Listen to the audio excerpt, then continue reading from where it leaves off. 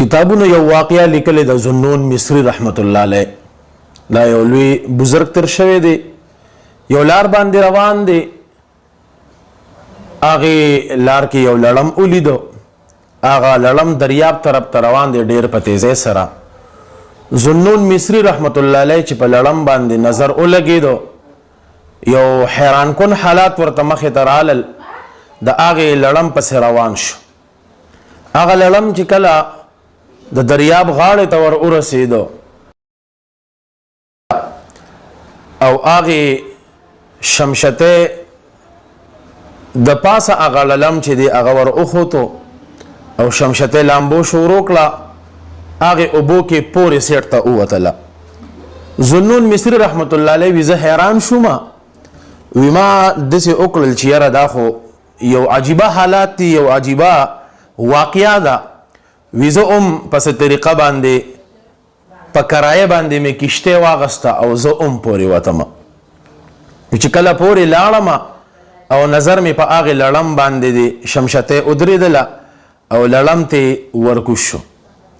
لړم روان دی زی زه پسې شاته روان یم. څه ګورم مخامخ یوه ونه ده، د هغې د لاندې یو نوجوان هغه اوده دی. دا ګوره رونو چې الله څنګه د انسان حفاظت کی، د یو ګناهګار بنده څنګه الله چې د هغه حفاظت کی. نو چې یو نیک بنده یي د الله د حکم تابع وي، الله به ولې د هغه حفاظت نه کی. دی وي زه روان یم چې کله دا لړم هغې نوجوان ته ورنږدې شو، دې کې یو ښامار مې په نظر باندې راغی. یو غټ مار چې هغه چجه کړې ده او داسې د نوجوان ته ولاړ دی ټک وله ورکي.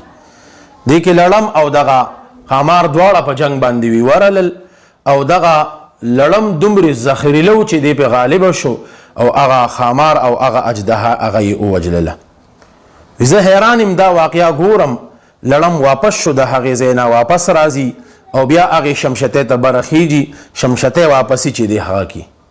ما د ځان سره سوچ وکړو چې یاره دا نوجوان دا خو چې د الله یو لوی ولی دی، یو لوی بزرګ دی چې الله د دریاب د پورې سیډ نه د د حفاظت دپاره لړم چې دی هغه را ولیږو او ښامار له یې ټک چې دی هغه ورکو هغه یې ووجې.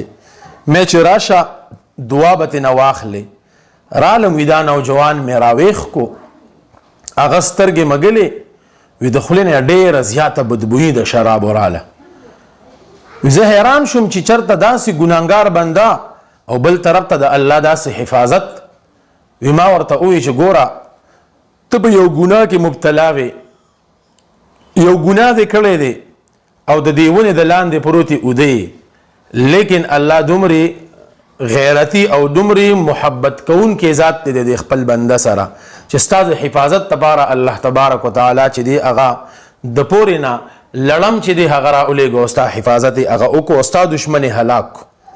وی هغه نوجوان په ژړا شو او وی ویل چې واقعي الله داسې ذات دی چې زه په ګناه کې مبتلا د ونې د لاندې ودیمه او زما رب او زما ذات زما حفاظت چې دی هغه وکړو، د دشمن په ذریعې سره الله زما حفاظت وکړو.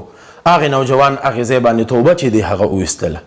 عزتمندو مسلمانانو ورونو دا واقعه فیر ذوالفقار صاحب خپل کتاب کې هغه لیکلې ده. لہذا موږ له پکار دي چې هر حالت کې د الله حکم ومنو. الله به د خپل بنده باندې ډېر زیات مهربانه دی، ډېر زیات رحم کوونکی دی، به الله ډېر زیات محبت کوونکی دی به د خپل بنده باندې. لہذا الله تبارک وتعالی د عمل کولو توفیق را نصیب کی. واخر دعوانا الحمد لله رب العالمین.